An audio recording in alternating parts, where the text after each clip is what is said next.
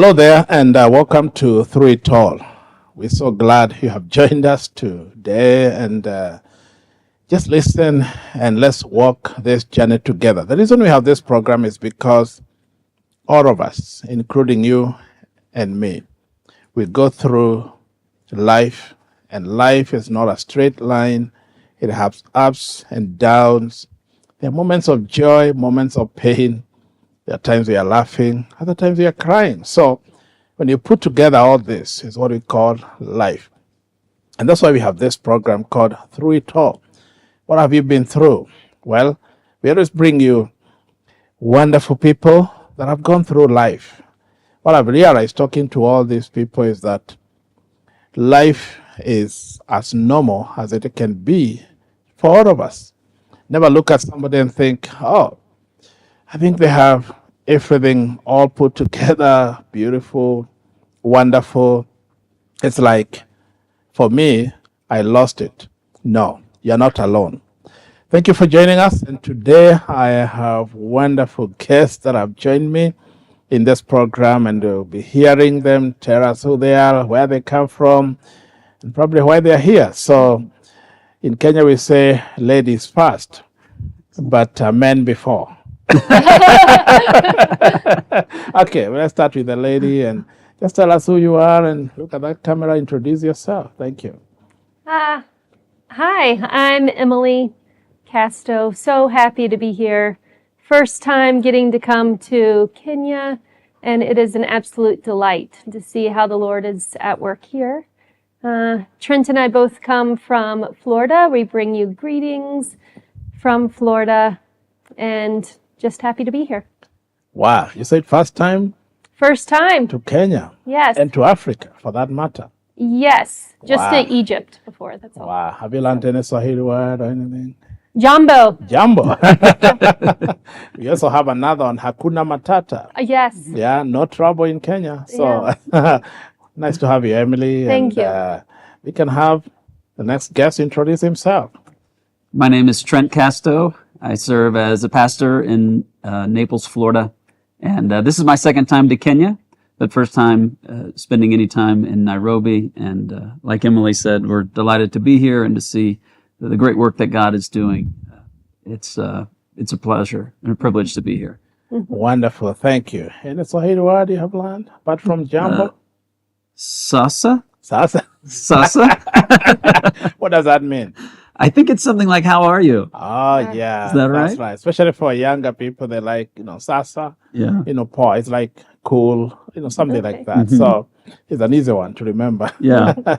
Welcome to Through It All. And we are glad you joined us. And so many people watching and listening, and they are wondering, what are we up to? But we just want to hear your story. And you said you come from the U.S., coming to Kenya. How was it when you landed in Kenya? Like, for you, it's the second time. What is that first? They say first impression about Kenya. Maybe start with Emily.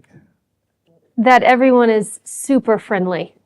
Very warm welcome. We arrived in the middle of the night, and even in the middle of the night, everyone from the airport to meeting us at the airport to taking us to where we're staying at Happy Life Mission, super warm and welcoming. Adults, kids getting up in the middle of the night to sing and dance and welcome us, kids presenting us with flowers. We just felt extremely welcomed. Wow. The love of God here. Glad to hear. Glad to hear. I think the same thing. When we pulled into Happy Life Mission and kids were up, adults were up singing and dancing, I thought we were pretty this would surprised. never happen in America. No, we can't stay up. At least we can't stay up. No, we're So early to bed, and we saw that as a tremendous sacrifice for us. So we were indeed, grateful. Indeed. And that tells you how much we love, visitors, guests, people come in to spend time with us, volunteer. And you guys, I think that one of the reasons they did this is because you've come a long way. For like almost 2 days you haven't slept, and so they wanted just to a little bit feel at home and feel you have done something worth being celebrated and all that. So, Trent, where did you grow up? I grew up in a small town in West Virginia, Okay. which is about from where we live about 16-hour drive, so it's a long ways from where we are currently. Yeah. It was a nice little town to grow up in, very safe community, Oh, and it's a pleasure to go back there and visit sometime, especially when it's very hot in Florida. It's often cooler in West Virginia.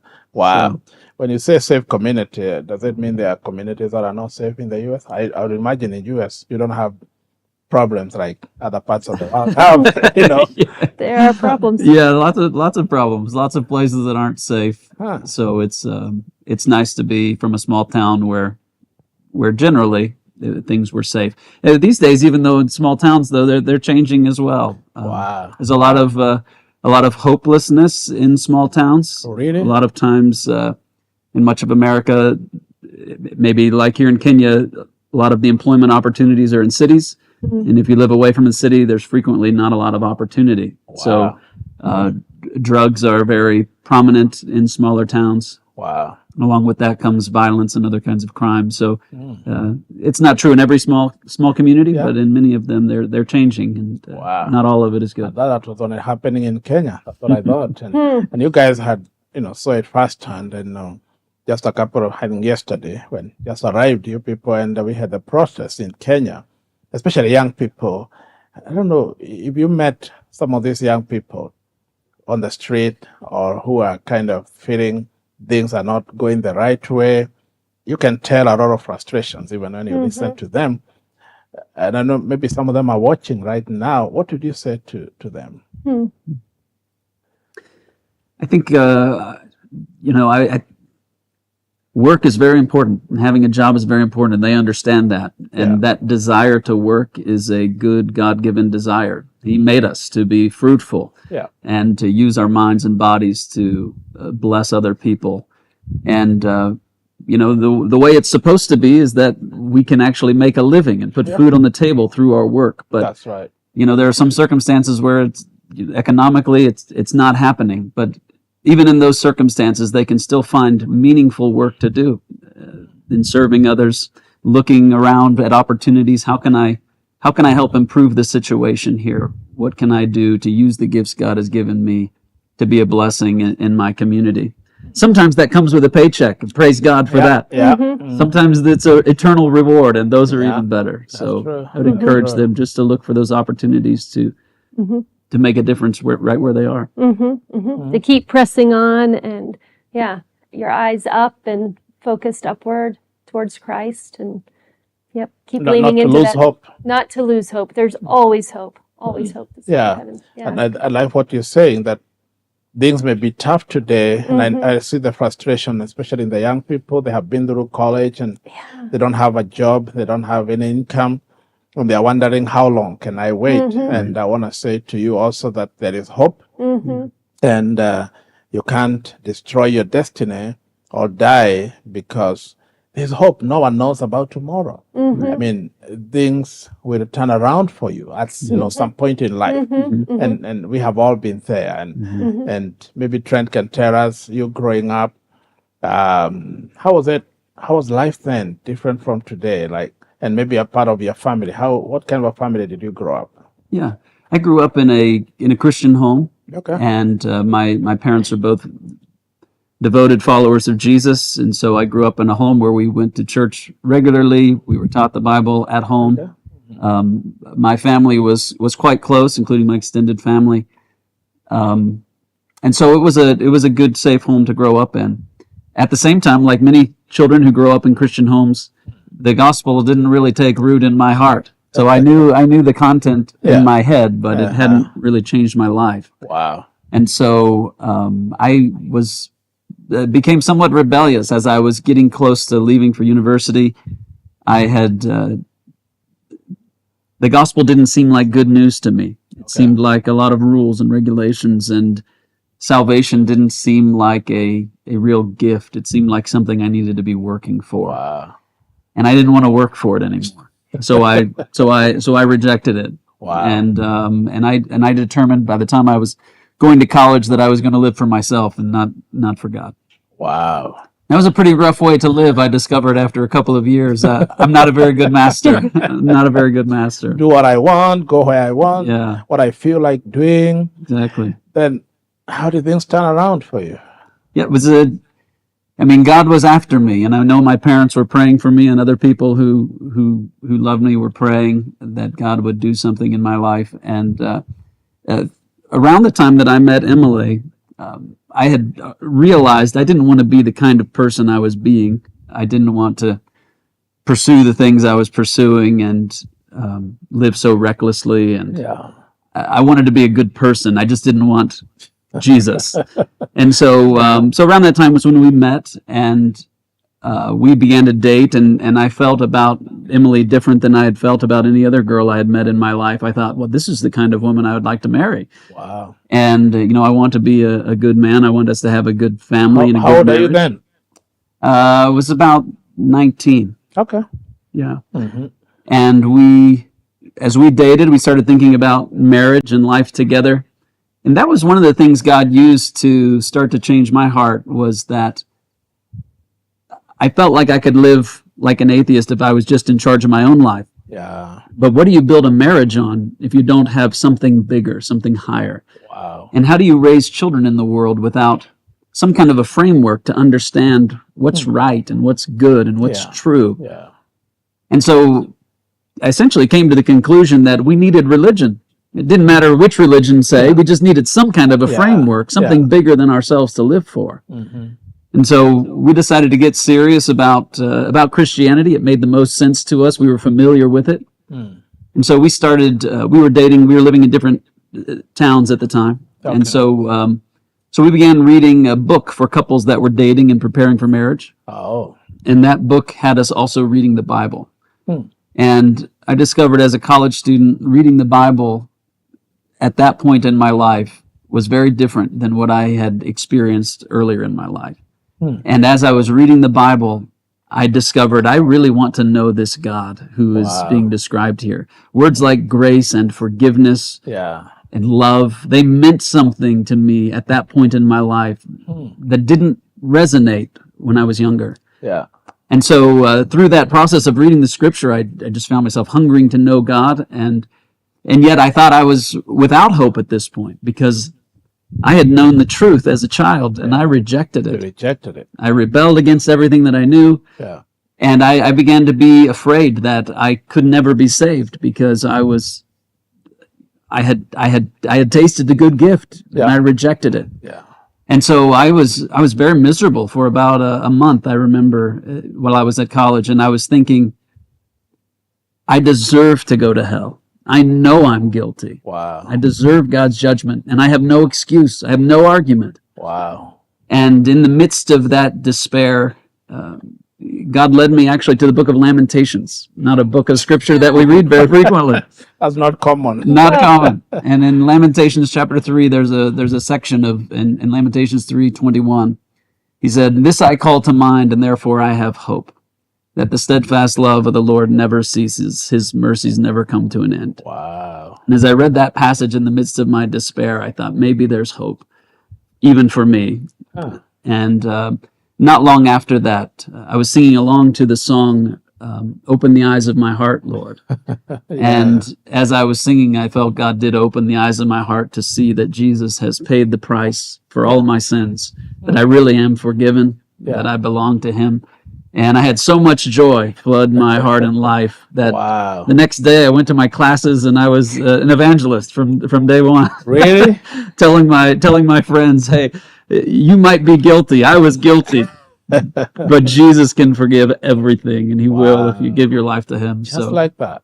Just like that, and all the things that I've been taught as a child suddenly began to make sense. Wow. And so I was very eager to live for Jesus. I knew what a Christian life should look like, knew what a Christian marriage should look like. And so that really became a turning point Wow. in my life, and a big part of our journey together. Wow. Wow. That's so interesting. Thank you for sharing that. And I know there's somebody who has been in that journey and wondering, am I confused? Are they in the middle of nothing? I mean, where am I? What am happening in my life? And well, thank you, Emily. Before we he mentioned, at some point you met. Before we come to that, maybe tell us a little bit of your growing up and your being raised. Yeah, happy to. I was raised in a lovely family, two parents who provided a very warm, loving home, and an older sister, an older brother, and me. We went to church most Sundays, but culturally, that's just what you did. Okay. So we weren't, I wouldn't say that I knew the gospel or that my family did, but that we were just going through the motions of going to church. Yeah. And then when I was about 9, my older brother, who was 15, was killed in a car accident. Oh, I'm so sorry. He was killed suddenly. Wow. And Who was driving? he was not, but he was killed suddenly. And it was a big, Wow. it shook our family up a lot. Wow. And we happened to be moving at that time already. And so a lot of things changed that week. And at that point, some of my family switched and stopped going to church, and it was too much. God, why would God let something like this happen? If he's real. But when I was going into middle school and high school, my mom said, I'm going to take you to a new church that has a really strong youth program for students, for middle school and high school students. I'm going to take you every week and drop you off, and I want you to pay attention. Okay. And I was a very obedient kid, so I went and I paid attention, and that's where I heard about Jesus and the gospel, and that the God of the Bible is true, and that he loves us, and he doesn't promise that things just won't be hard for us. He doesn't promise us an easy life, but he promises us that he will be with us, and he is faithful. And I saw that hope there. Wow. And then, so I was growing in I was reading my Bible. I would read it under my covers with a flashlight sometimes, because I didn't know what my parents would think about it. And growing in that relationship. And then when we were both at I hadn't met Trent. We were at separate universities, and my mom was very sick with cancer. Oh. And my dad called and said, we think your mother's going to pass away. Do you want to stay at university, or do you want to come home? Oh, my. I was very close to her. And so I came home, and that's when God saw fit when I came home. Trent was near my hometown at university, and we met and started dating, and my mom ended up living another year or two then. Wow. And so got to meet him, and that's when that's a little bit of the intersection then coming into our stories coming together. Wow. Wow. Are you the second born or that born? I was third. That, okay. And then, so I was the youngest. And then when my brother died, after that, my parents decided to have another child. Okay. Kind of out of grief. And what do we do? Yeah. And so then I became the middle child. Okay. And so now I have a sister that's quite a bit older and one that's quite a bit younger. Wow. Yeah. How did that leave you, losing a brother who was older than you? How did you handle that? Yeah. Losing 2 of my immediate family members. And your mother after 2 years. Yeah. But one, with my brother, it was sudden, and I was not a Christian, and my family didn't talk about it at all. We didn't have a way to process it, and it was really hard. Wow. My mom, she had cancer for 3 years and passed away. I was a Christian at that time. Wow. And I was very close to my mom, but it was a very different experience. How old were you then when she passed? I was 23. Oh, my. Just right after, 3 days after my birthday. Oh, okay. And when she passed away. And that was hard, but it was that grieving with hope that God promises us. She knew the Lord. She knew the Lord, and I had a whole Christian community yeah. Wow. And your dad, he's still? My dad's Yeah. still alive. He's 80, and he has since remarried a widow. Okay. So, Okay. and Okay. yeah, it's been Wow. well. That was tough, but you came through. And listening to it, like what helped you is your faith in God. Yeah. That now that you had known the Lord and your faith in Him and your trust in Him. Mm-hmm. It would have been very hard, very difficult for you to lose a brother, lose a mother. Yeah. It can be a lot of challenge. So, what did you study in college? In undergrad, I studied economics. Economics. Okay. Uh-huh. Okay. Wow. Then here you are. You meet this young man. Uh-huh. Fine young man. How was it? How did it go? I mean, where did you meet? I mean, how did it come that you thought you'd be married? We met in university. So when I came back to my hometown, when my mom was sick, Trent was at university in my hometown. Okay. It just very providential. We met through mutual friends that we didn't know of each other, and but we met through this mutual friend, and pretty much immediately started dating. Yeah. But then I was only there for a couple months, and then I went back several states away to my university, and we dated long distance for a year and a half. And during that time is when Trent was saying that we were reading devotionals and the Bible together and talking on the phone. A lot of time spent on the phone together, which actually Great. was a great way to get to know each other. And Okay. yeah, it was Reading the Bible and then discussing it. Yeah. Oh, that's Yeah. good. What do you remember? What attracted you to him? Well, he was very studious, and I liked that he was very studious and seemed like he was all in. Whatever he was doing, he put 100%, Oh. 100% into it. Oh. Yeah. Wow. So you saw somebody with a focus, Yeah. with a destiny. Mm-hmm. Trent, do you remember what attracted you to her? I do. I remember I saw when she pulled up to my apartment with our friend, Yeah. and I saw her get out of the car. I thought, she is beautiful. She's absolutely beautiful. And we started talking immediately, and we talked the entire rest of the evening. And in the course of getting to know her, I could tell that she was a person of great character. Wow. And that's what struck me. Even the first evening, I thought, "Wow, this is the kind of woman that I would like to marry," Wow. and maybe this one specifically, if she would have me. So Is this happening It was- the first time you met? Or That was- after? yes, That we was the talked first time we for met. hours. The first time we met. Wow. I was having a cookout at my house. Okay. At my university. Football was a very big Yeah. American football Uh-huh. was a very big deal, and so we were having a little get together, and she came along with our friend, and I forgot about everybody else who was there, and we talked to each other the whole evening. Wow. Yeah. Was it about time you were thinking about marriage, but you didn't know who? Or No, I was not thinking about marriage. I wanted to be independent okay. and not dating anyone and older until I got married. Ah. But we met young, and I immediately That took to changed. Trent, and that changed. And everything else flew out the window. Yeah. So we did get married pretty young. I was 21, she was 23, Oh. and How long did it take you after you met for the first time?